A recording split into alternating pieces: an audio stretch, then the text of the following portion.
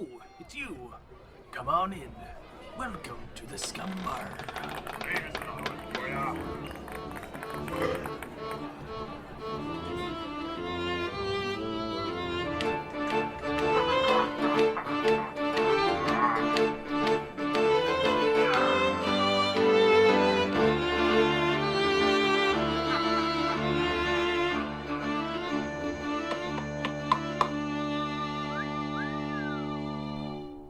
Welcome to Scumm Bar Podcast, episode 59, where we talk movies, video games, pop culture, books, the Doom Slayer, and everything in between. I'm your host, Mattbrush, and with me today, from hell itself, is my co-host, Anth0z. Different kind of hell. Yep. Yeah, things are backwards in my world. Anth0z, how you doing? I'm doing. How are you doing? Yeah, it's about the same during this whole coronavirus thing. Hopefully one day we look back on like podcasts like this and we go, oh yeah, coronavirus, I forgot about that. So that'd be kind of funny. Yeah, but that's providing we do look back at our podcast specifically, and I don't know if we will. Do you think we will? I'm not really sure if Maybe. we will. I'm not sure. To anybody else, I don't know what your life is like. Currently my situation is I'm actually at home, holed up, not really leaving or going anywhere. My fiance and I, we luckily have a good strategy going on. And, yeah, exactly. A nice fence we built from last year, so it would keep the zombies out. And we seem to be doing pretty good, so I think we're going to be okay. I mean, obviously nobody knows the future, but so far so good. I'm working from home. IT is still really busy during times like this, but in fact, if anything, I'm probably more busy now than I was before. But I can do it all remotely from home, so that's been interesting. So I have my own little office here, and I've been doing this thing where I still dress up like I'm going to work. So I put on my dress shirt and all that. It helps, right? Yeah, it totally helps mentally. Yeah, I do that too. I do the same thing. That's good to hear, because all my other IT crew, they're all like in their jammies and stuff, and I'm like, no, come on. I can't do it, because if I'm just in like slouchy clothes, then I'm gonna have a slouchy mentality. Exactly. And so I just when I'm working from home, I know that I kind of, not that I tested it, but I noticed it shortly after I left my previous job. And at that job I didn't have to dress up because we weren't talking to customers or we weren't seeing them in person, but I would dress up nice enough so that I would be comfortable but still look presentable. Right. And I was just that's just how my mind works. So then when I started working from home, I just had to do the same thing. And when I did, I was trying to dress a little bit more comfortable, but then when I started dressing more presentable, or I guess like more like what I imagined to be work attire, I felt more productive, and I think I was actually more productive. So right, yeah, it makes sense. Yeah, so you're not the only one. Well, there you go. Yeah. So that's pretty much my situation. Is what's going on with you? What's different for your lifestyle? Well, I guess not. I mean, okay, I'm already working from home, so that part didn't really change.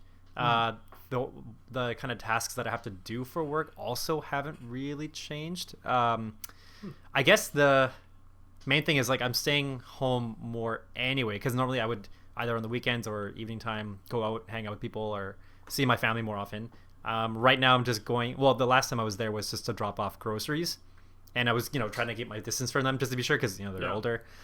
And what else? I think a lot of us are kind of just going through the exact same thing, finding our ways to stay home as best as we can. But if we need to go out for groceries or something that is essential, or something that we feel obligated to do, we'll find a way to safely do that if we go outside. Yeah, my fiance and I are trying to keep busy with just like tasks around the home. So we spent all the last weekend gardening, which is nice. So we did a whole backyard garden. We were going to do raised garden beds, and we now have built up a whole thing in the back for building up a raised garden bed section. We're kind of planning it all out.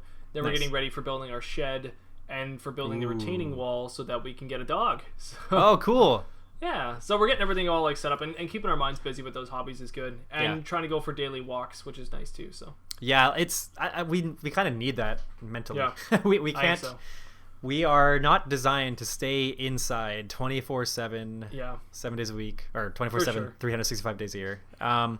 Actually, my one thing that my wife mentioned is now that we've been home more often, like you said, you're finding things to do around the house more.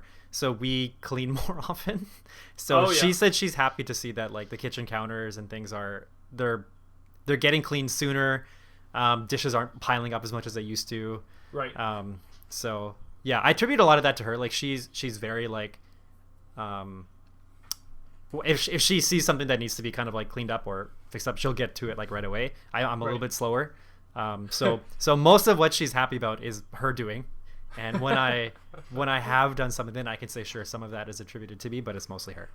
Oh, well, there you go. Yeah. Credit where credit is due. Yeah. All right. Oh, I was gonna mention. Oh. I did actually. We in the midst of being home more often, we did try to watch some movies that nice. we've been on our backlog. So two of them. The Two Popes and Beautiful Day in the Neighborhood. We watched those. Oh, interesting. And completely different movies, but Yeah. they were both. I enjoyed them both like a lot. I'm really happy that I saw them both. It was fun. Beautiful Day in the Neighborhood was, well, actually both of them were not at all what we expected them to be. I guess because maybe we didn't watch enough trailers or we didn't really look too much into it, but yeah, it was. They were both really thought-provoking. They both had, well, at least for me, Beautiful Day in the Neighborhood had a little bit more of the kind of emotional roller coaster kind of thing. But yeah, I didn't expect it to be like that. And either way, I'm happy with how they were and glad I watched them. So go ahead and watch it if you haven't. Okay. And I heard good things about Two Popes. I didn't hear much about Beautiful Day in the Neighborhood, though. So, okay. I will check those ones out. Sure. Cool. Anth0z, would you like to hear a pirate joke? Yeah, okay, sure. Okay, I gotta go grab it. Oh, what do you call first aid on a pirate ship? Ooh. My fiance did get this one, by the way. Oh, no, really? Yes. Like CPR or something? That's it. You got it. Good. Good job. Oh, no, it makes more sense when you read it because it's C as in like the ocean, so it's like CP yar. But Right. but still, whatever. It still works. Cool. Who got it faster?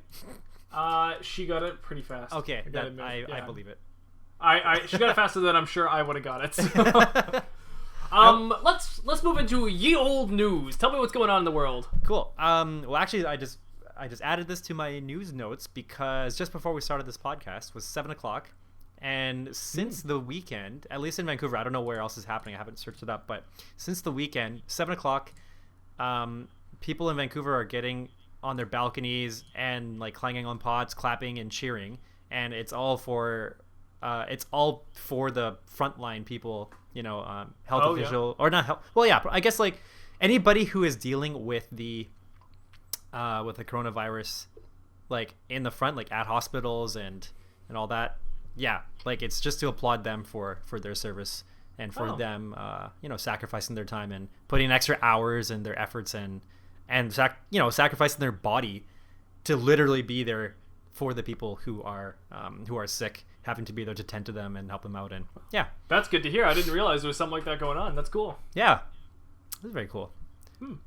So I don't know how long that's going to be going on for, but I think it's one of those nice things to know that your city is unifying in some way for a good cause, for a good thing, to at least to appreciate a good cause, right? So yeah. Cool. Other news. So this is a little bit old news, but E3 was canceled. I think it was canceled. I think it was announced that it would be canceled shortly after we recorded our last podcast. But yeah, so it would have been taking place during June 9th to 11th. But since then, since the bans went from no more than 250 and then no more than 50 people, so that's going to be canceled. But I did read that companies like Microsoft and Ubisoft are going to be holding online events anyway, that they'll be streaming. Or at the least, at this point, I kind of feel like everybody was like, those companies probably would have been ready to do it, knowing that, PlayStation was ready to do that last year or the year before or whatever. But yeah, for sure. Yeah, it kind of seemed like that was going to be happening. So I feel like that, companies like Microsoft and Ubisoft probably, all the soft companies, they'll probably be prepared for that kind of stuff. So yeah, I mean, like a lot of developers or a lot of like dev teams, they're all building some kind of build for the E3 demo, the E3 experience, right? So it's almost like a part of their whole development cycle. There's like you're working on the alpha to your game, and then you're working on like the E3 2019 trailer or E3 2019 gameplay experience or something, right? And then you're working on maybe the beta of the game. Well, probably not beta yet, but some other version of the game. Then you're working on the next E3's kind of like portion that you want to show. So it's like little phases, little cycles. So it actually makes sense for them to still show some kind of reel, because these dev teams, they work really hard to hit these dates on time. Yeah. And if they're not going to hit the date, then that's usually a really good indication of where the game is at that point. So I'm sure they were already building these crazy like demos for this one date that then just got canceled. So that's good news for the devs, because that gives them more time to work on it all. But at the same time, they want to show off their work and get something out of it for all of the investors. So right. Yeah. I just realized. So I have a couple of friends who work at Best Buy. I'm trying to think of any other companies, but I know that around E3 time, they would get super stressed out because they're trying to meet the deadlines of like their new E3 portion of the website. Getting ready for all the pre-orders, getting ready to market like the headlining titles, all that kind of stuff. So with that not happening in the same way that it normally does, I wonder how that's going to affect gaming companies who would normally take advantage of that time. It's funny. I never really considered how it would affect how the coronavirus would be affecting like gaming life. But yeah, just it truly affects like every single thing about our lives at this point. I would assume, and I'm not sure, I don't know the numbers, but I would assume that more video games are being played right now. So it's probably fairly good for the games that have been able to launch. So when Animal Crossing and Doom Eternal got to launch on that Friday, that was like that was the most recent, at least, major launch that happened. And I assume that the launch went really well for them. In fact, I think I saw a number somewhere, it was like 26 million Steam players concurrently were playing just the other day.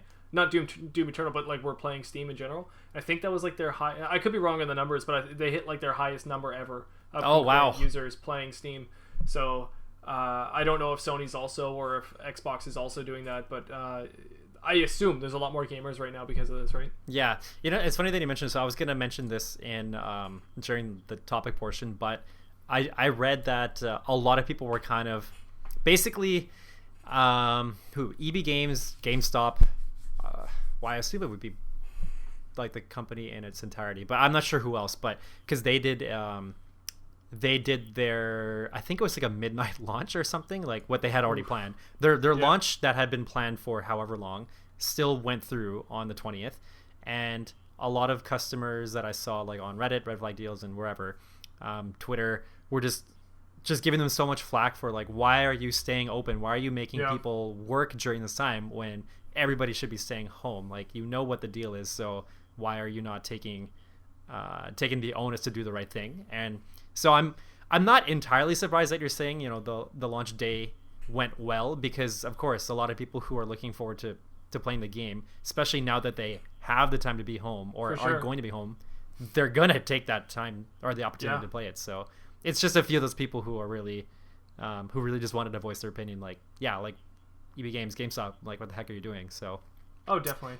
Yeah. And I don't have like super inside information on the whole thing, but I've got a friend who manages an EB Games here, and so I've talked to him a little bit about it, and he was trying to get the time off because of the coronavirus. He has a health risk back at his house, so he doesn't want to be around during all this. And unfortunately, they made him still work. They also made him still do the midnight release. They made him still stay open. All that stuff, right? So I know him on the front lines. He didn't want to be there either, right? So it's a decision from the top down, and. Now, he doesn't know everything about what's going on financially for EB Games or anything like that, but when I asked him weeks ago, he was saying that GameStop and EB Games, like, they're totally fine. There's no issue for them going under anytime soon. Okay. But his tune totally changed since this whole thing. He was saying that the only reason they were staying open was because they were trying to keep EB Games running. Without it, they were worried that it may shut down. Wow. So, I don't know what's going on. I don't know what Reggie's doing over there, but and it makes maybe me wonder, like, if like Reggie being the president, I'm sure he would have already started to invoke some things, but how much power does he have? How much influence does he really have at this point? And how much involvement does he have for something like that? What an awkward time to switch your president at that moment, right? Yeah. I mean, it's like that. I mean, obviously they couldn't foresee this happening. Nobody could have, but it's just so frustrating, I'm sure, for them. Yeah. In other news, so Max von Sydow, I think I'm saying his name right, passed away on March 8th at the ripe old age of 70 years old. So I don't know him from a lot from when he was, I guess, in his prime or when he was younger, but this dude. He played, I have Star a few Wars. things. He was in Star Wars, yes. Yeah. He played Lor San Tekka in Star Wars: The Force Awakens. So in the beginning of the movie, he's led the first Jakku, line. Yeah, he's the one. He gives Poe the stuff. He gives him the goods. This will begin to make things right. Yeah, he gives him like a portion of the map to find Luke, right? So yeah, that's him. He played Lamar Burgess in Minority Report. Like he was the main antagonist. He also played the Three-Eyed Raven in Game of Thrones. Yeah. So I think he replaced the old Three-Eyed Raven. There was a different actor before him. That's right. Yeah. I can't remember who the old one was off the top of my head. But anyway, so yeah, he played those characters, and sad to hear that he's passed away. Hopefully his family's doing okay. It doesn't sound like it was COVID-19 related, but it's not confirmed. I mean, this is back early March. Right. They didn't give a statement or anything, so hopefully family's doing okay. And well, that's sorry to hear. He was a cool guy. Yeah, from what I could see of him. Yeah, exactly. Yeah. And that's my news. That's the news. Other than the real quick note that Doom Eternal and Animal Crossing New Horizons. Yeah, New Horizons. Yeah. Just a quick note. The only reason we're not bringing that up is because in our topics we're going to be talking about Doom Eternal. Yes. Woo! Woo! We do. Do you want to go for topic number 1 first, or do you want me to go first? Yeah. Why don't we go? Sure. Yeah. Let's go with mine first. Okay. I like the concerned tone in that. Well, I was just trying to think of like which would segue better, but I guess it makes more sense to do with mine first. Okay. All right. What do you do when you're being quarantined? That's my topic. When you're being quarantined. I mean, there's a lot that people can do.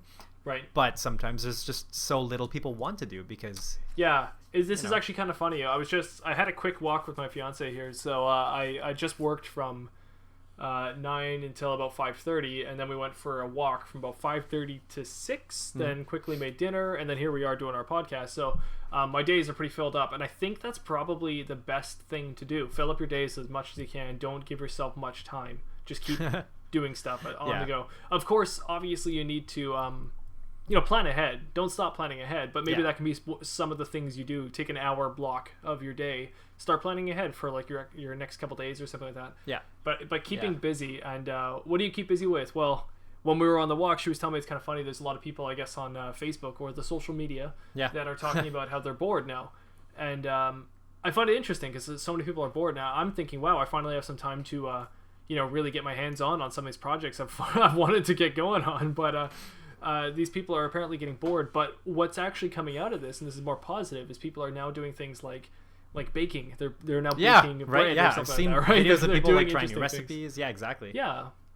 And I think we're actually going to see like a resurgence of a lot of the old classic timey hobbies people used to have. My dad actually called me the other day and said he wanted to go fishing, and it's just funny because we haven't gone fishing in like years now, but usually it's just because other stuff gets in the way. But here it is now. It's like, well, he's got the time. He wants to make the time for it. It's like I bet you that's why though. You get holed up in this house for so long, you suddenly want to get out and do these things you feel like you've never done. So.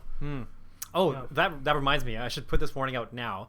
This is taking place in Vancouver. I don't know about anywhere else, but in Vancouver, BC, I've heard from a credible source that if you are even caught driving, like if you're a passenger in a car, so it's just the two of you, that if you're caught in that scenario, unless you live in the same household, I guess, you can be fined $1,000 because you're not keeping your social distance parameters, which is it's like 2 meters, right?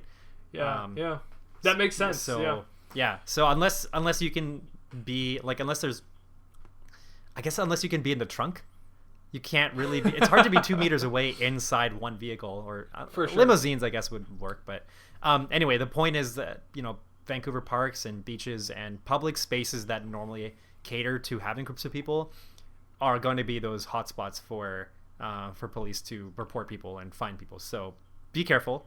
Definitely, yeah. And which is funny too. I mean, it probably makes sense as to why the prices change, but the price of gas is getting so low that of course people are also going to want to start driving more, right? So it's almost like a catch-22, right? Where as people are driving less, the gas goes lower, but that makes people want to drive more again. So it's funny, I'm not driving to work right now, and yet it's like, oh, the gas is the best price it's ever been. Like if I'm driving, I have like a half an hour drive to work every day, so for me, cheaper gas, that's saving so much money. So yeah, how cheap is it on the island right now? Because here we had like it was averaging around one, like when it was, I guess before it started dropping quite a bit, it was averaging around 140. Okay, yeah. What was your average when That's actually what we had too. 137.9 was what I was at for a while there. Okay.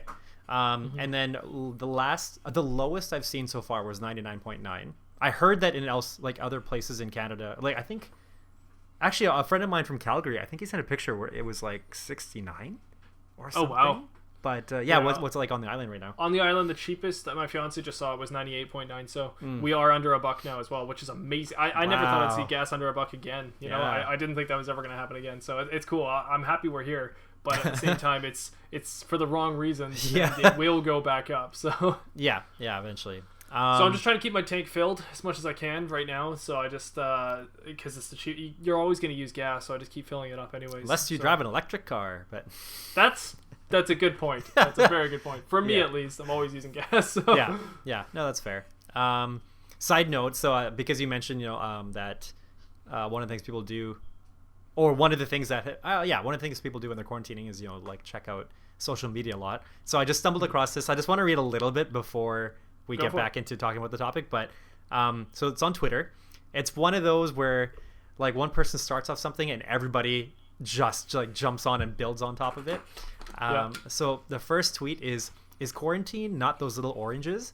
First person replies, no silly, that's tangerine. Quarantine is those really salty crackers. No silly goose, those are saltines. Quarantine is that thing we don't have yet for COVID-19. Another person, no, that's vaccine. Quarantine is the master of Darth Vader. Next person, no, that's Palpatine. Quarantine is an old French weapon for executions. Next person, no, that's guillotine. Quarantine is 4 in French. And then goes on and on. There's like 30 people that just jump on it, and that's awesome. It's fun. I'll just link this to you because that's great. It's funny. That is one of those weird social media things that happens purely from the social experiment of social media. Yeah, exactly. Social media at its finest. Anyways, so I'm trying to think of what we've been doing other than cleaning, but gaming is one of the bigger things because normally what my wife doesn't play a lot of games, but because of this is one way that we can connect with our friends online, for example. So we were learning to play Mahjong. It's a Chinese card or tile game. I love Mahjong. Okay, I don't know why, but I love it. It's so good. Yeah, it's really fun. So we learned to play it just a couple months or over the past a few months, and we wanted to meet up with some friends to play. But that weekend we were going to meet up was just when they started announcing all the state of emergencies and the social distancing.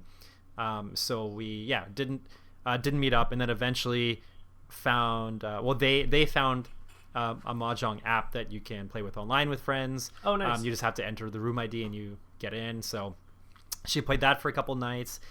We had a Jackbox party. So we had cool. Had her friends just jump on a Hangouts call, and I just shared my screen on my laptop, and then everybody's on their phones, and it's fun. Like it's great that we still can find ways to connect to each other and have time like that. Yeah. So I mean, we did. I've never done so many like messenger calls or like video calls than I have in the last little bit. It's been very interesting. It's been a lot of video feeds back and forth with each other, doing dinner dates and just like talking with each other, just kind of sitting down, hanging out with friends and whatnot. And like we had a couple drinks with some friends the other night, and I was like, oh, this is so funny, like just over video, but that's just where we're at right now, right? And then we actually did something interesting. My fiance's parents, they wanted to come by and have like a little picnic with us. So they wanted to have food with us, but they wanted to stay 6 feet apart. And they didn't want us to come inside their house. They didn't want to come inside our house. So we actually ate outside and just had a nice picnic. So we stayed a little bit farther apart with the chairs, and then we just had like a whole dinner together. It was actually really awesome. So nice. That's good. So, that was really nice. And also when we did the gardening, actually they helped us out with that as well. We just tried to respectfully stay a distance away from each other while doing it all. And then I didn't really think much about the 6 feet rule, other than like you just mentioned, when we were supposed to go off and take all the materials off to the dump and then go dump all the waste and all that. Yeah. That's when I was going to go into the truck with my fiance's dad, and he's like, we can't. I was like, oh. He's like, well, dang. He's like, whatever. I'll drive behind you and then we'll figure it out. And then he's like, well, so that doesn't really help either. He's like, because then when I get there, he's like, we're going to be too close together if we're like trying to unload everything from the trailer. And I was like, oh. Well, that's annoying. Yeah. So he had to go and do it all himself, which I just felt really bad about. But there was just nothing else we could really come up with at the time. He was totally fine with it. Like he didn't care at all. But normally I would help out there, but I couldn't. So yeah. Well, it's nice that he's mindful of it. Like he's aware that that's. Oh, for sure. These are the rules, he's good about it. I mean, he manages a lot of people already in an IT department, so for him, he's used to like everybody. He's trying to get everyone to spread out, anyways. Okay. Work, so nice. He's very good about it. Good. That's good to hear. Yeah, we've had our experiences with the different types. At my place of work, we have a lot of elderly people as the customers, and they are just, unfortunately, a lot of them just aren't taking it very seriously. A lot of them don't really care as much, and it causes a lot of issues. So I would rather, like, my personal opinion about it, which is totally different than I'm sure a lot of people's personal opinion, but I personally don't really believe much in the whole thing. Okay. I think a lot of it is actually totally hyped up. I do think we're just kind of labeling a strain of flu, and then we're kind of overreacting a bunch. But that's my own personal opinion, and even so, I'm not going to let that screw anybody else's life over or anything like that. I'm obviously going to take this as seriously as we should be. Yeah. So I'm hoping I look back on this in the future time with my conspiracy theory hat on and go like, oh, none of this was real, but I'm not going to actually screw anybody else up because of that. And I think that's the difference, right? So you can be extremely respectful for people and still have your own opinions. So right. Yeah, that's very true. I'm not exactly sure where I would stand in terms of like, is it an overhyped thing, or does it really require these measures? And I kind of like, I want to say both. Like I want to say it's overhyped for the fact that it's a flu, because there are ways that people can manage the flu. But I think it's not overhyped only because of the way that people have been uncoordinated about it. Like I think that's why we have to call for specific measures, and it's because people don't respect whatever people are trying to do to get the best of the situation. As a small example, also to kind of pose what I'm thinking. The Prime Minister here in Canada, so his wife came down with it, so they stayed quarantined, right? In my opinion, and I agree if this is what happened, in my opinion, she didn't get it at all. In my opinion, that was the story, is that she got it so that they stayed home. And the reason why I think is that it convinces the country this is the measures you should take. And I think it's a good message, and I think it actually probably did convince quite a few Canadians that they should stay at home because it's very serious and all that. But in my opinion, I don't think she actually got it at all. But who knows, right? I see your conspiracy hat, but But the point is, like, who knows and who cares, really? I mean, the point was to get it across, and I think it worked. I think it worked pretty well, and I'm glad it worked. But I don't actually think that I think they were kind of like, oh, we're gonna need a lot of Canadians to stay inside. What can we do? It's like, well, that works. That's totally a viable tactic. Like, for sure, and if I was in that situation, that was suggested, I would go, that's not a bad idea, that works. I would probably do the harm done. It's a white lie, and I think I would be Trudeau's wife. I would do that. I would do that. I would not do that. I'll admit he looks a little bit better with the beard, but the beard makes him look less like a kid and more like an actual prime minister. A little bit. I almost got every time I see him in his announcement, I feel like I can see him aging just that much more every day, and I think it's just the stress of trying to go through this and figure out like what is it that I can say to these people who ask those questions that I just can't answer. Well, it might be petty, but I'll listen to him more if he looks more mature. I don't know what it is, but when he's younger, I can't respect him as much. Right. But when he looks older like this, I've got all this respect for him. So. Yeah. Well, if anything, this is the time where he really has to step up. Yeah, right. I agree. So I don't know. Regardless of what political side you're on, and I'm not much with Trudeau on that at all, but regardless of it, you're right. It is a time for leaders to step up, and I'll respect any leader right now that'll take the precautions necessary. So yeah. What was I going to mention? Oh yeah. So you brought up the fact that during this time it's good to keep yourself busy because you can. Otherwise, I would see that the consequences you start sinking into this, like that kind of slouchy mentality, right? So I was starting to get that a little bit in the first week, because then also for my wife during that time it's her spring break, so so that means she didn't have to go to school at this point, just waiting to find out what's going to happen once spring break time is over. But yeah, anyway, not having to work at all, not having to worry about moving work to home. She's naturally inclined to sleep in, and I was thinking I'm kind of naturally inclined to follow. So for the first, I think for about, I don't know if it was the whole week, but majority of that week I would sleep in and wait a little bit longer before I would get out of bed and do some work, or I would kind of like half-ass my work, but tried to get more in the groove of it now. And yeah, it was difficult coming out of it, trying to force myself to get up and do work. I think the more that I was hearing the news announcements from Trudeau and even like the health officials for BC, hearing more and more, finding out more about what's going to happen and what to expect, kind of would start to get my mind rolling, like, oh geez, okay, what's going to be happening? Is this going to affect my work now? So I think that helped to kickstart it. But yeah, otherwise, once you start going down that path, it's hard to get off of it.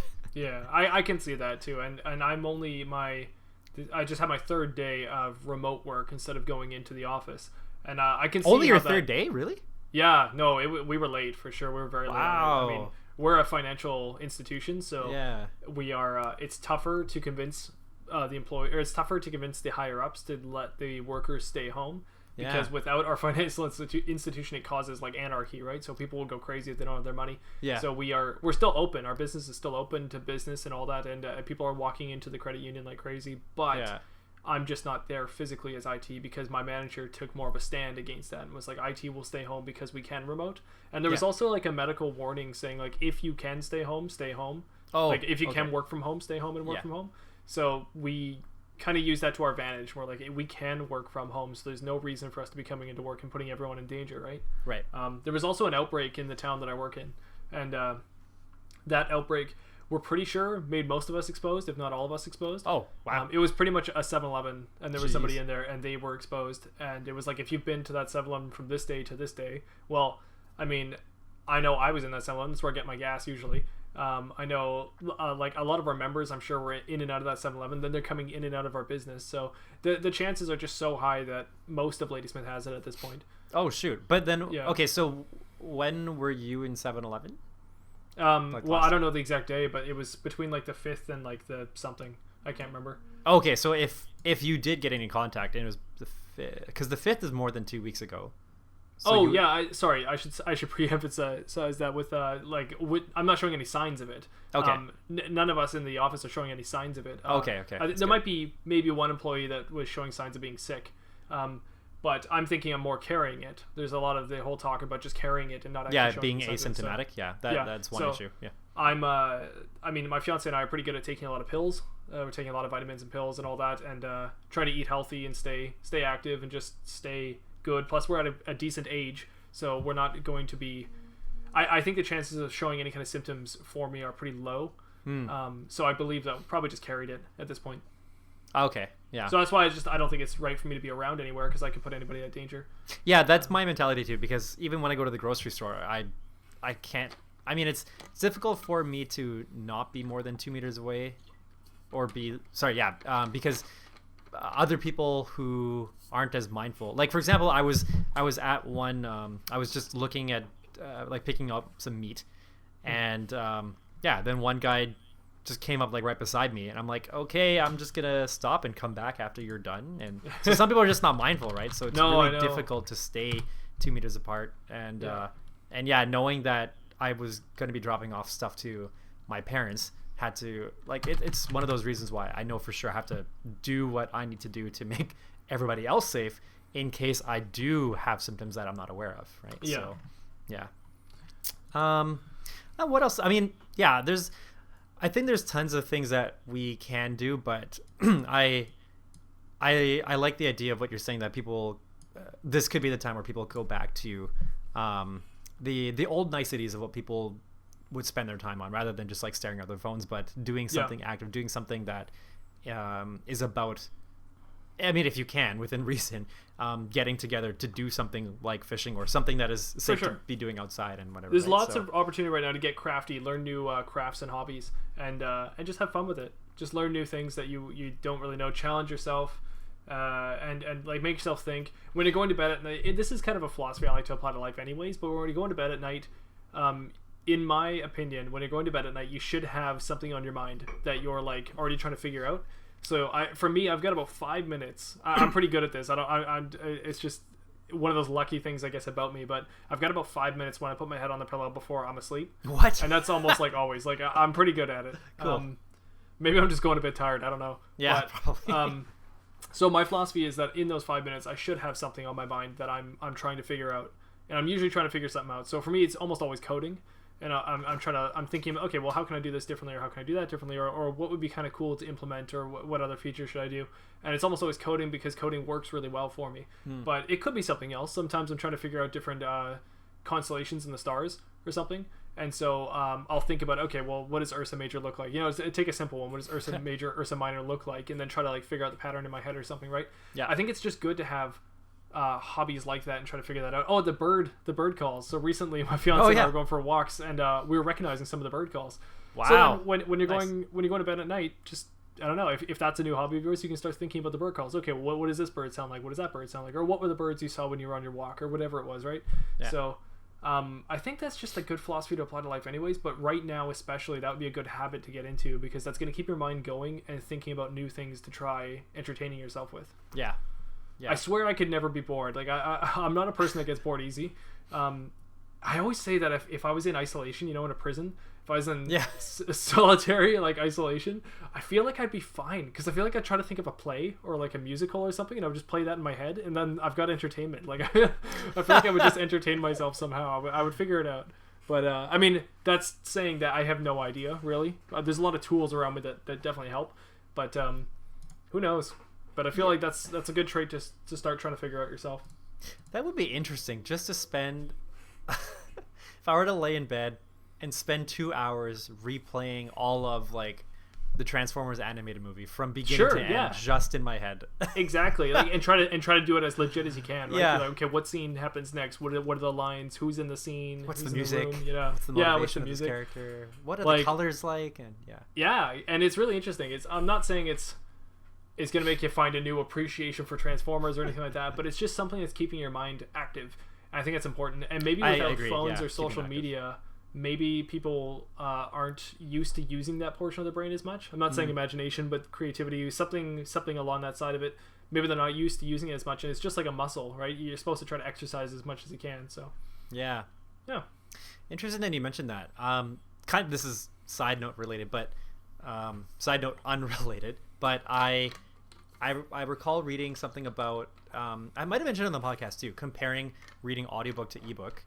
And how much you retain, right? So the whole digital aspect, like our brains are so accustomed to just kind of skimming for the information, whether it's on like a phone or an ebook or whatever, right? You're reading it differently from how you would read a paperback novel. So like the tactile aspect of flipping a page and your brain connecting something about connecting the fact that you are progressing through something helps with like the knowledge that you actually retain. Right. And in a way it kind of makes me think like in a way that is also, you are like you're working out your brain muscle. You're giving time to actually like think about stuff, and more time to retain things. So maybe that's just like, it maybe kind of just supports that. But anyway, so that's my topic. Cool. We got some good ground there. How to keep yourself busy when you're totally alone. Quarantini. Yep. Quarantini. Yeah. I think it's best. I think the worst that's happening to people right now is just that they're realizing that maybe their own lives at this moment is a little less entertaining than they were hoping for. and it's not to be mean. It's just a check on life, right? They're checking it now and going, hey, you know what? It's not as interesting as I was hoping for, so maybe I'll make a change. Yeah. And that's it. Now you make a change and your life gets better. I think it could also be some people might have like a lot of things to do and they just can't choose which one to do, and so they end up doing none of it. That could be it. Yeah, yeah, definitely. Yeah. I definitely know that feeling too. So been there. All right. Well, what time is it? Do we have time for a wheel? We got time for a quick little wheel. I think a little wheel. Let's move on to the little wheel of Scumm. Scumm. Anth0z, cue the music. Dun-dun-dun. On the wheel of Scumm that I just spun because I don't know what I'm doing, so we'll have to respin it again afterwards. There's like 7 topics. I don't have my script, so we're just going to guess what they are. So there's something like Pirate Adventure, there's Crossover Crossbover, there's Swashbuckler, there's... Can't read that one. There's something else. There's Who Wants to Be Scum Millionaire, there's Tit for Tat with Anth0z and Matt, and we'll figure it out. Anth0z, spin the wheel! Click! And we're spinning. I like how 2 of the topics. Well, one topic was I'm not sure what that one says, and this other one I can't read that one either. Well, the wheel was spinning. If I didn't spin it, I would have been able to read them. But I unfortunately pre-spun the wheel, and I'm good. I don't even have my description on me, so I don't even know if we'll be able to figure it out. It is Across the Universe. Do you remember what this one is? Okay, so Across the Universe, I believe one of us mentions, wait, that's not I might be mixing it up with Crossover Crossbover. I think you are. Across the Universe. I'm pulling it up. So there should be 2, like there's like 2 different ideas, and you just have to connect them somehow. I thought that was Crossover Crossbover. Maybe you're right. In this game, one person will say 2 different movies, games, or any other type of property, while the other will have to connect the 2. Yeah, nailed it. Good job. It. I was picturing yes, because we did Crossover Crossbover last time, and we did like Subway and like Troy or something like that. I can't remember what it was, or Spartans and Troy. You did a Subway thing. Oh no, it was like Cowboys and Subway. Oh, it was Cowboys and Subway. Yeah. Wait, how is that different from Across the Universe then? Oh, I guess because Across the Universe is a game, movie, or any other type of property, and you have to connect them. So for the example that always comes to my mind is when you did Friends in Jurassic Park. Yeah, exactly. Yeah. Okay. Okay. Anth0z, Roll the choose. Do you have a coin on you? I got Google. I got a coin on me. Okay. Oh, but you'll have to trust me. You can, we're on video. Heads or tails, the winner gets to pick what they're doing. Okay. Heads. Oh, it just fell. It's heads! Okay. So I'm picking for you. Okay. Okay, so I'm giving you 2 properties, right? Yeah. I want to think of something that, like, we just... Okay. Oh, wait. Okay. Ooh. Ooh. Lego and... Lego. Eggo. Does Eggo count as a property? That counts, right? That's so good. Lego and Eggo. All right. Okay. Good luck. I mean, the obvious answer is that Lego comes up with a new brand of food-related products, and one of them is an Eggo set. It's a kitchen set. It comes with the dude who lives in this kitchen, and his little Eggo waffles, and it comes with a little toaster. Okay. Maybe it's Bionicle related, so that you can actually like click the thing down, and the Eggos will go down in the toaster. Ooh. But I'm actually thinking, did you ever see that video of like people making food with Lego? And it's all done out of Lego, but it's like food, and they actually like cut open like a burger and do like the separation and stuff like that. And it's all like done in Lego. I've not Oh, seen it's that. really impressive. I think there is actually like waffles or like some kind of like waffles equivalent of that. So I'm kind of thinking like Eggo waffles that are life size, but they're made out of Lego.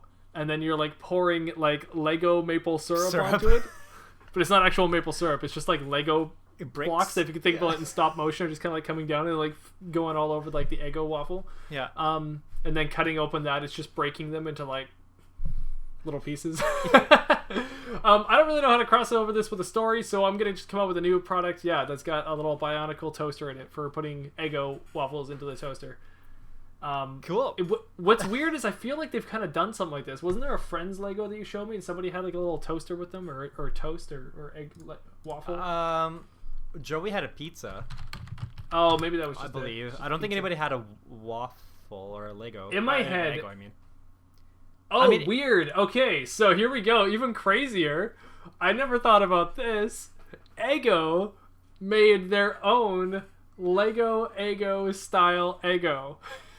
Wait, did you just make that up, or are you reading that No, somewhere? it's a real thing. Wait, okay, what? So Eggo actually made waffles that are like Lego pieces that you can put into a toaster. That's insane. I encourage everyone to search that up. They totally did. So Lego My Eggo is a real thing. I want to... I want to eat it. Oh my gosh, it looks amazing. Oh, I scrolled down further to see. It's just so funny thinking about Lego maple syrup. So I found. Oh, I know. Just look up. I don't know. Look up Lego Eggo with syrup. I guess. I'm sure you'll find something. Well, that's the thing. Like I said, there is a stop motion you can watch. That's really. Oh yeah, I see it. It's just. There's even the butter, the Lego butter. There's a stop motion like video you can watch. It's like food. It's like Lego food, and that's all I can think about when you say Lego and Eggo. And it's really Lego in real life, stop motion cooking a chocolate cake. Yeah, it became like its own art style. It's really interesting. Like people bake a pizza and stuff like that, and they do it in this stop motion with Lego. It's really weird. I'm gonna have to Eggo. Yeah, the Lego stop motion baking a cake one is pretty much what I'm talking about. Baking a cake. Okay, I'm gonna have to look this up later. But yeah, that's interesting. Oh, what's even more bizarre is this is an ASMR video. Oh yeah, I see it. Lego in real life, stop motion cooking chocolate cake and ASMR. What? Yeah, I don't know why it's also. Why are ASMR, those all in one? Oh, this cake looks delicious though, man. Ooh, that's a good looking egg. It's Lego and it looks delicious. There's like white chocolate chunks that they're breaking off, and they're putting like this Lego whipped cream on and stuff. I just watched them cut the butter. Did you see it? Yeah. Oh, that's amazing. That's what I mean, though, man. It's like it's great when you watch. It's oddly addicting, and so that's all I think about when you say Lego Eggo. That's all I can think about is that. Are you watching it all the way through? Like, did you see them whisk? Oh yeah. Oh, this is amazing. Yeah, I told you, this is like its own thing, and like there's so many of these. You can watch a whole bunch of them. Oh wow, this is just so funny.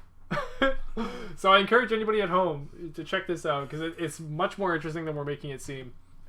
Yeah. But yeah, it's just people cutting like real food or like preparing food the way they would normally really prepare it, but with Lego and all done in stop motion. So it ends up being really interesting. Oh, using the what's it called? Like doing the piping for the icing on top of the cake. It's just... Yeah, I know. Oh, that's it's just so crazy. This is so good. Anyway, sorry. Yeah, I know. You can watch it forever. It's very addicting. So, anyways, that's my my little weird product placement. Is there's a real one out there, and mine was actually the other one, which was Lego making Eggos in their Lego. Nice. Cool. Yeah. Awesome. Well, that was weird. That was a weird little tangent. Okay, let's move on to topic number 2. Okay, topic number 2 is, as you could already guess, is Doom Eternal. Now, this is more of a first impressions on Doom Eternal. Believe it or not, I've put I don't even know how many hours I put into it now. I want to say like 8 hours into it. And wow, good for you. I'm only 4 levels in, I think. Nice. I think it's 4. It might be 5 levels, but it's been yeah, it's been super freaking good. And you don't get to play as that rabbit from Animal Crossing, right? You can only play as Isabelle. Isabelle, right. She's a dog. She's not a rabbit. Oh, isn't she? All right. She looks like a rabbit. She's a dog. Okay, she's a dog. Right. Dog. You're going to piss the Doomslayer off if you get it wrong, man. Should I be more afraid of the Doomslayer or Isabelle? I don't know. I don't know. At this point, like, it's... Yeah. Yeah. So, I'm not going to talk about, like, everything in the game, because this is one of those games, man, where, like, it's just good, and it's doing well, and it's got good reviews, so it's going to sell. I'm picturing if they redid their slogan, like, it's just good. Doom, it's just good. Yeah. And it's doing well. And it's doing What's hilarious is that is, like, the attitude of the game. But, the thing is, I don't really want to spoil too much for the game, but no matter what I say, I'm going to end up spoiling something for somebody out there, because the game doesn't have... Like, it has story in it, but I mean, like I could definitely ruin story for people, but a lot of Doom is about the experience of Doom, and that's going to be, like...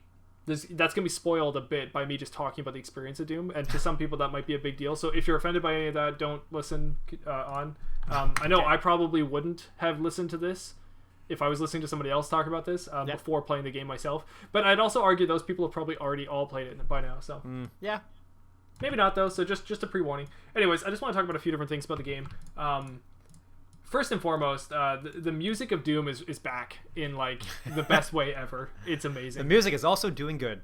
Yeah, I mean, honestly, you're buying a soundtrack and then you're getting a game with it for free. That's like awesome. It's such a good soundtrack to this game. It's the guy Mick Gordon. I don't know how much I talked about it last time, but the guy Mick Gordon, he brought on he's the composer for all the music on the game. And what he did this time is he got a bunch of heavy metal, heavy metal singers from across like America, and he got like the top ones he could find. Maybe not just America, actually. I think it was around like the globe. He grabbed like 20 of them. There's guys, there's girls. He built like a whole choir. So he made this heavy metal choir. And you can watch a video of this online, and it shows like the actual choir talking about it, being like, this has never been done before. We've never like been able to do something this cool. And it was really interesting because he's got them. Search Doom choir. Well, type in music of Doom Eternal or something like that. It's this new video that's going around right now. It's pretty popular. Music of Doom Eternal choir, the heavy metal choir. Cool. Yeah, there you go. All right. So it's really interesting watching that video and seeing the choir being like, oh, like this is crazy. We're doing this. We're doing that. And what he's done is he's made all these like hell words. He's made all these words coming out of hell, that, like a different language for the demons and stuff. And he's got them singing in this language, which is reminiscent of like Lord of the Rings when they're singing in Elvish and stuff. So it's this whole new, really bizarre and interesting sound that's coming out of this. And then he takes like the carnal noises that he just throws into his music to make it so brutal. It's awesome. Like for example, one of the songs, he got a real lawnmower, and he's actually like revving a lawnmower in the song because nice. It just makes this raw sound that's just so great. So anyways, and then what I was playing the game, and suddenly I remember I watched that video beforehand, and it talked about this Australian guy who can almost sound like a didgeridoo. Ooh. But he's got this like bass didgeridoo to him. It sounds amazing how he does it with his voice. Is it the like Tuvin throat singing kind of thing? I mean, maybe it is. Yeah, it's probably. It's got this weird like metallic-y almost kind of sound to it, even though it's like yeah. I know what you mean. It's really weird, and he's really good at it. Anyways, when I was playing the game, it comes off almost immediately when you're playing the game. When you first start off, you're in this one level, and you're just like, it's really brutal, and you hear all these like voices around you, and then that just comes in out of nowhere, and it's so good. I was like, holy smoke! So, yeah, the game really makes the music better, and the music really makes the game better. It's weird. They work in tangent with each other. It's so well done. Cool. You might be shooting a demon, and the music's like revving up and getting crazier, and I actually think, I don't know, but I think the weapons might have a bit of like, they play almost more of the song too.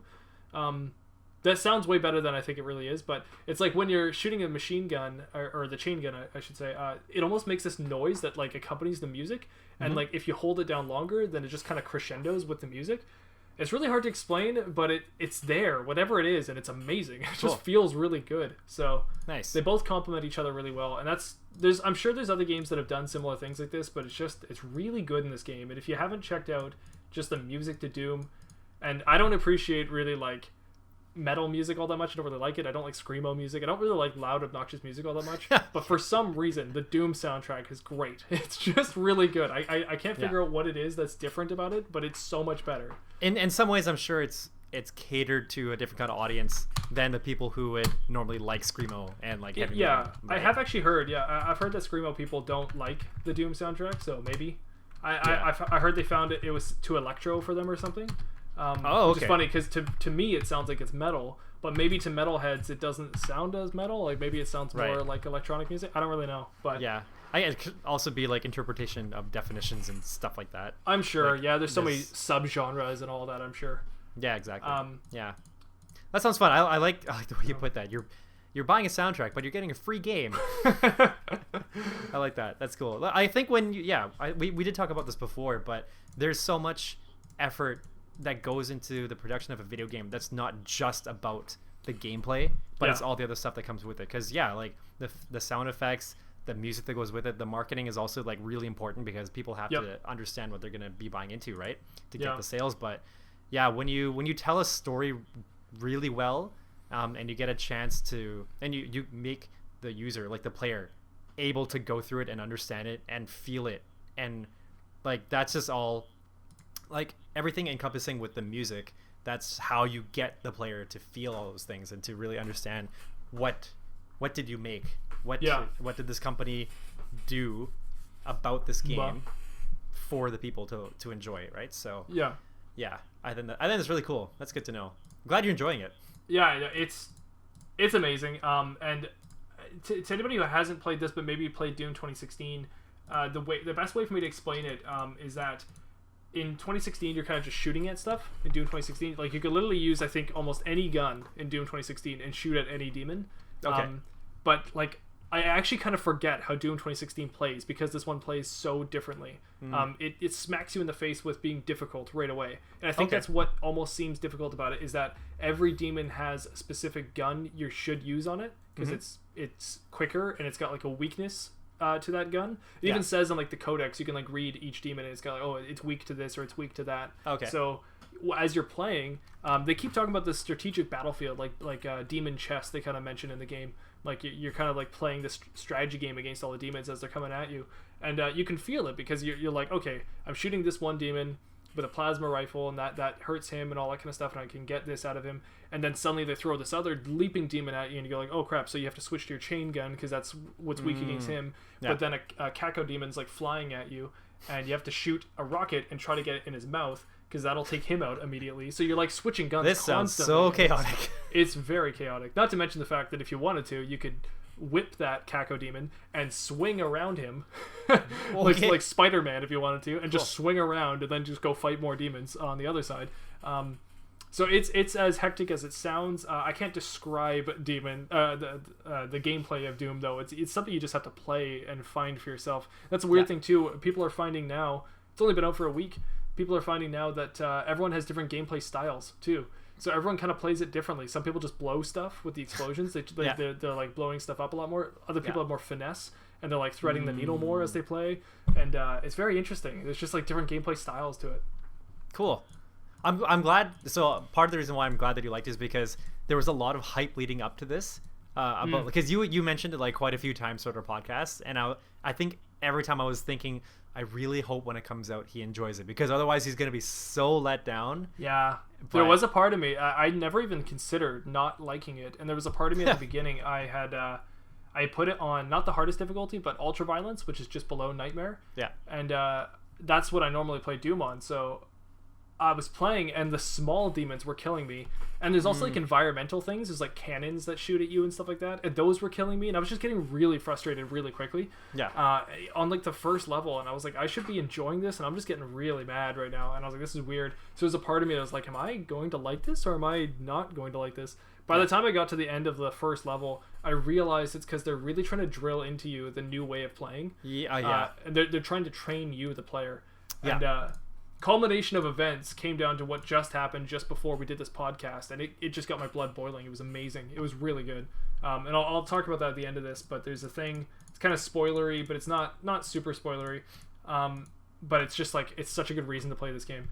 I just want to quickly talk about how there's a bit of story to this that takes place after Doom 2016, and like that's something that's interesting for Doom, is that there's not normally storylines. This game's got a third person kind of view on the cutscenes, so it's not actually a first person game in the cutscenes anymore. It's kind of more like God of War or something, where it's like showing your character walk and interact, well, not talk but interact with these players, and they're kind of like talking to him and stuff. And that's actually, because of that, you can actually change your character's costume now. So you can actually customize the Doom Slayer a little bit, which is kind of interesting. That's totally new to the series, and I didn't know what to think at first, because the Doom game is all about you being the Slayer. But I have to say, it works really well, and you still feel like you're the Slayer. And the customization actually seems to benefit the game, so you actually feel more like it's your version of the Slayer. So for me, I'm actually wearing the original Doom guy's outfit from the first Doom game, and that's just something that I love. Yeah, it makes me feel like I'm the original guy. It's so cool. Yeah. So, but that has no bearing on the actual gameplay, right? Because that's all just like particle effects. Just appearance. Textures and appearance. Now there is your gameplay is totally tailored by you though, kind of RPG like. You are deciding which guns you want to put more attributes into, more skills into. So the guns you like more are the guns that you'll make better. So I don't know if maybe by the end of the game you can upgrade all the guns equally. I'm not sure, but I know that I've only upgraded the ones that I want to use the most. Okay. That being said, I'm surprisingly using all the weapons in the game. In Doom 2016, I used the shotgun and like the plasma rifle and maybe the chain gun. That was about it, right? Okay. And then you get the super shotgun, and you pretty much use that for the rest of the game in Doom 2016, because super shotgun kills everything. Spoiler. Okay. Yeah. In this game, super shotgun is great. Don't get me wrong, but I'm using, God, I don't even know, probably the assault rifle, which has a scope on it. I'm using that probably more than any other gun, which is weird. In Doom, you're not normally scoping things. In this, there's weak points. Remember I talked about in the last podcast, we talked about this, every enemy has like a weak point now, and you can separate enemies and all that. Yeah, so that's really important. You want to separate the enemies, like guns and cannons and turrets and stuff, off of them. So you're using the assault rifle scope to like hit those things off of those enemies before it's too late, and now they're just totally destroying you. So Okay. like, it's a hectic battle where you're trying to get these little weak points. Yeah. One really crazy interesting thing they added into this game was something called Slayer Gates, and you'll be playing a level, and it's really weird. You're playing a level and you're like walking. It'll be like a corridor, and it'll be like there's the exit, like there's the end of the level. It's the corridor. And you're like walking, and then there's like this neon purple light beside you, and you're like, what? And you're like, you look to your like left, and there'll be like this crazy giant gate, and it's all like purple, and it's got this weird glow to it and stuff. And you're like, okay. Yeah. And you go up to the gate, and it's like locked, and it needs a key, and it just says Slayer Gate on it. So you're like, okay, do I just leave, or do I like what do I do? And then it'll say like the key is nearby. So you're like, okay. So then it's up to you. Do you want to go in through the Slayer Gate, or do you want to just finish your level? Well, if you go and you get the key and you go into the Slayer Gate, they will punish you like crazy. They throw, like, that's where the real difficulty of the game is. There's like these, they do like a small map, and they'll throw all these demons at you like crazy. And like it's like secret cow level for Diablo kind of thing. Yeah, kind of. In a way. Yes. Yeah. Okay. It's a secret level. It's within every single level, or I think every single level. There's a secret Slayer Gate level. Okay. And it's just so hard, like to the point where you're literally like you destroyed all the demons, you got barely any health left, and you're like, oh, and you're like, you're actually breathing, like I'm like breathing while I'm doing it, and then suddenly they just throw like one of the bosses just out of nowhere, like comes out of the floor, and you're like, oh my god. Like while the other demons are there? Oh yeah, yeah. I've okay. seen what they call as, they don't call them bosses, but they call them like super heavies. Like there's heavies that are like the really intense demons, and then there's super heavies, which are ones that have like health bars. It's almost like a mini boss kind of thing. Yeah. Yeah. Okay. And they'll throw those like just into the battle arena with you, so that you're just now suddenly fighting those. And the thing is, they have to throw in like the regular demons, because I haven't really explained this, but if you need health, you have to. Yeah, I was just gonna ask. Yeah, if you need health, you have to do what's called a glory kill, where you get a demon down to like very little health, and then he starts glowing, and then you do a glory kill where you start punching him, and that gives you the health from the demon. Oh. So if you need health, you need the little demons to get the health from them. But if you need ammo, you also need those little demons, because you use a chainsaw. So if you want ammo, you use a chainsaw on one of them, and then they spit out ammo. So it's like up to you, depending on what you need. Yeah. And then there's like a more meta thing to it. If you need armor, you can hit them with fire. So fire will make them spew out armor. So you can do fire and then like hit them, and they'll explode with like ammo and armor if you do it correctly. Or you can like... that was chainsaw, or you can like punch them and they'll spew with like health and armor or something, right? So like it's a weird meta game you're playing, where you're constantly like looking for these little demons, because you're trying to like kill them in a way to just get the resources from them to continue to fight the big demons. So yeah, and the previous games were not like that, right? Like the items were always just available as like throughout the maps, just to find and locate it. Yeah, and there are items in this game, but item management is way more important in this game. It's like I'm always running out of ammo, and then I need to find like a little demon and like chainsaw him to get ammo again. Like it's happening constantly in this game. Yeah. And the old one, you could chainsaw guys and get ammo from them, but you almost never needed to. There was always ammo lying around, and there was these ammo boxes too that you would punch, and they would just give you like full ammo. That's never happened to me in this game so far. So those Slayer Gates, man, those are just, that's like, I was watching some people online after I beat one. I was trying to watch like how other people are coping with this, and I was happy to see that people were reacting the same way I was. Where they're like, "Are you kidding me?" Like, it's just like another thing thrown at you, and you're like, "No way." Well, when you walk up to a door that's called Slayer Gate, I think that kind of is self-explanatory. You get what you paid for, definitely. Yeah. It's a punishing game in the same sense as like Dark Souls or something like that. It punishes you, but it also teaches you to get better. So and that's where I'll kind of end this on like this one note. So I had a few other things I was thinking about talking about, but I think it's better not to talk about them. Just leave them be. But there's this one thing that I just love, and there's this dude in the game called the Marauder. Now I think it's an enemy type, but I don't know, because I'm not far enough in the game to really know yet. Yeah. But the Marauder has been explained many times by the Hugo Martin, one of the developers of the game.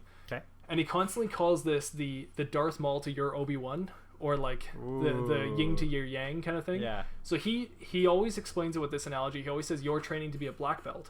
And he says, and then the moment you're a black belt, you're going to feel great, and you're going to kill a bunch of demons, and you're going to have a lot of fun, and then you're going to go to this room, and you're going to meet the Marauder, and he's another black belt. And that's how he always explains it. And so I was like, oh, cool. So I've been excited, and then the moment happened to me. And so I just did it. And did you record it?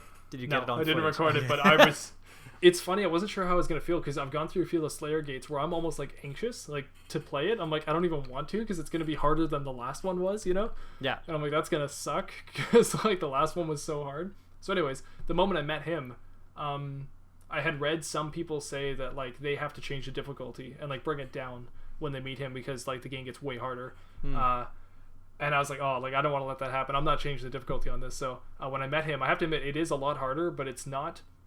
Like in that moment, I feel like everyone should feel like this. You almost like you just want to beat him. Like you feel like you're good enough to beat him at this moment. But yeah.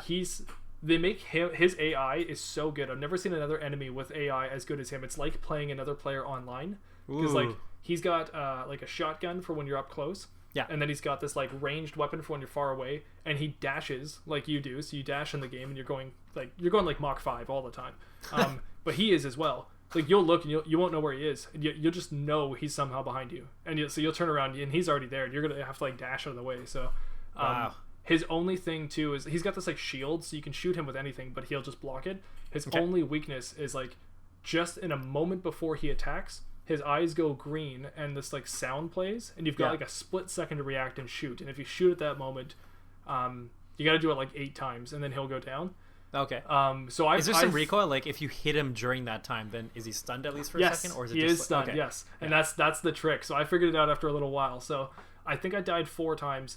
On the fifth time I died, I had shot him once with a shotgun, and he had that stun moment, and I shot him one more time and realized there's another split second, so you can keep it going one more time, so you can get 2 shots in on him. Nice. So once I figured that one out, I was like, oh, the next time I got this, you know? Yeah. So I was it's so satisfying when you can finally figure out the mechanic, or you figure out the exact strategy you need to do it. I beat him on the second one, and I felt great. Like the feeling of him going down, I was like, that is so like it was just such a good feeling. Other thing too is he's got a pet wolf. And he'll summon this wolf every now and then, and so you've got like another thing to worry about. Yeah. But man, it's good. If you're not going to play it, then watch the video of the Marauder, because it doesn't ruin the game at all, and it's in the middle of the game. It's not the end of the game. So it's not spoiling the game, but it is like just watch the AI mechanics on him because he's rough. There's actually a video of Markiplier playing against the Marauder. It's called like Markiplier plays like an hour of Doom or something.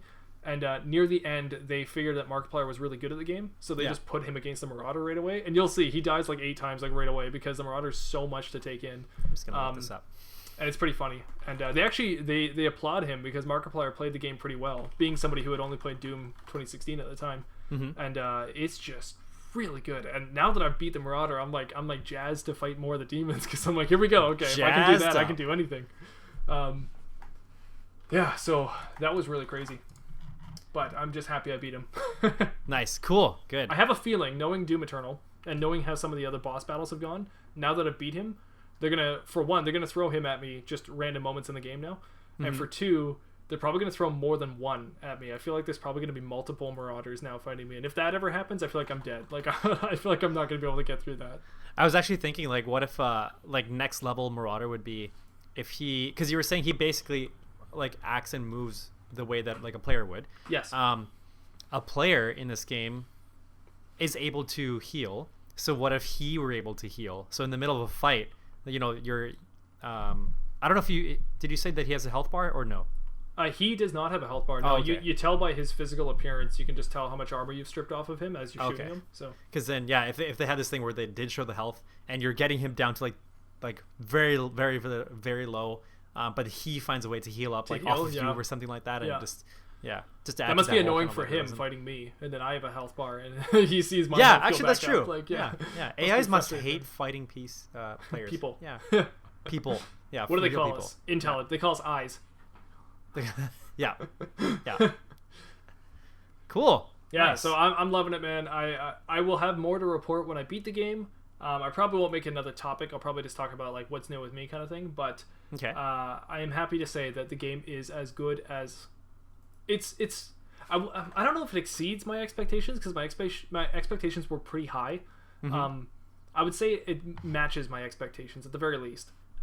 Cool. Which is great. Like it did well. I got mad when I saw that somebody gave it like a 90 out of 100, and I was like, come on. And I'm never like that. So I think it's great. Some people are saying it redefines the first-person shooter genre, and maybe that's just talk, but I feel like it does because if I played Call of Duty, Like, if you put Call of Duty and Doom Eternal in the same category, you almost Yep. need a new category because it's not the same. There's like one-up lives. There's like double jumping and dashing in the air like Mario. There's like yep. there's like wall climbing. Like, it's bizarre. It's not at all the same game. It's totally different. So. But if you were to combine them, it would be Call of Doomdy. Call of Doomdy. Okay, well that's the next crossover crossbover then probably. Nice. Cool. Awesome. All right, yeah. Nice. So nothing more to report, but everyone should play this game because it's awesome. Sweet. Yes. I mean, I would like to.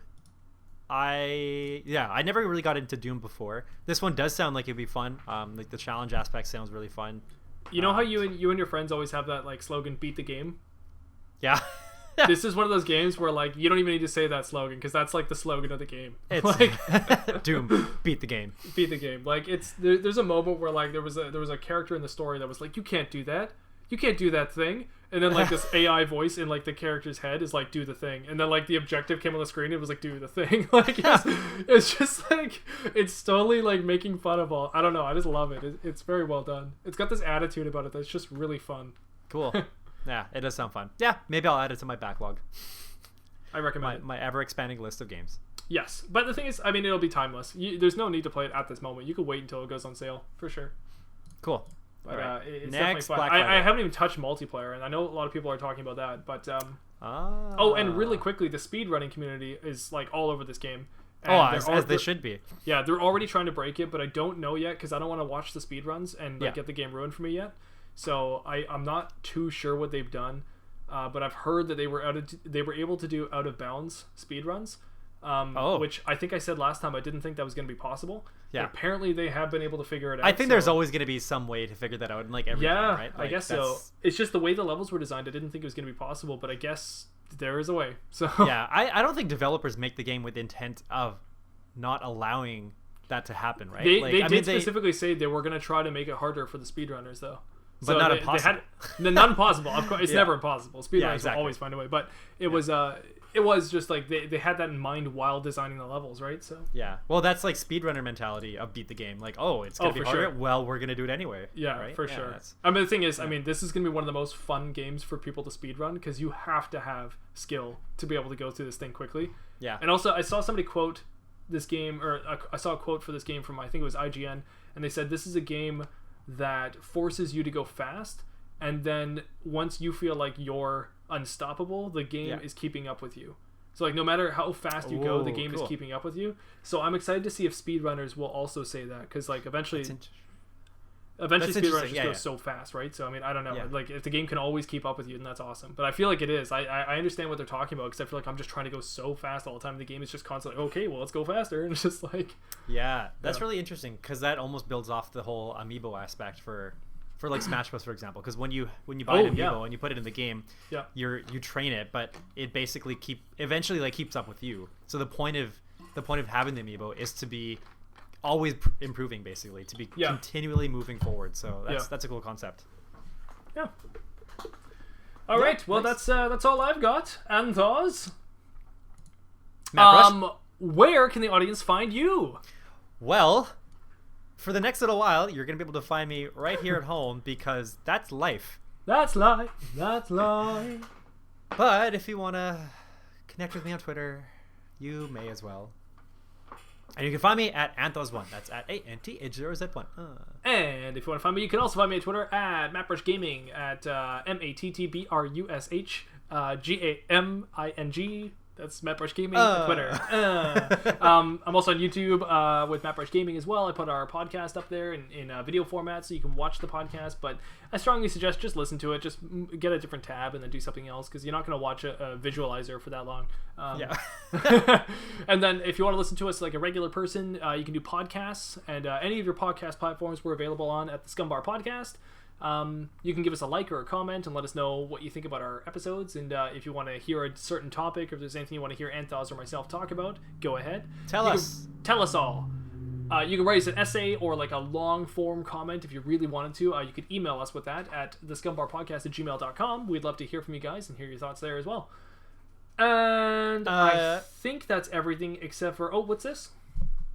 A message on my computer is saying Anth0z has something he wants to say.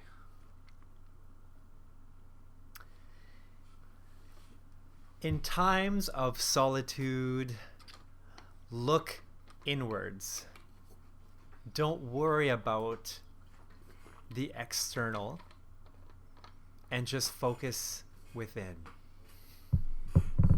Quarantine. Perfect. Couldn't have said it better myself. Okay, Good night, everybody. Bye-bye. Bye.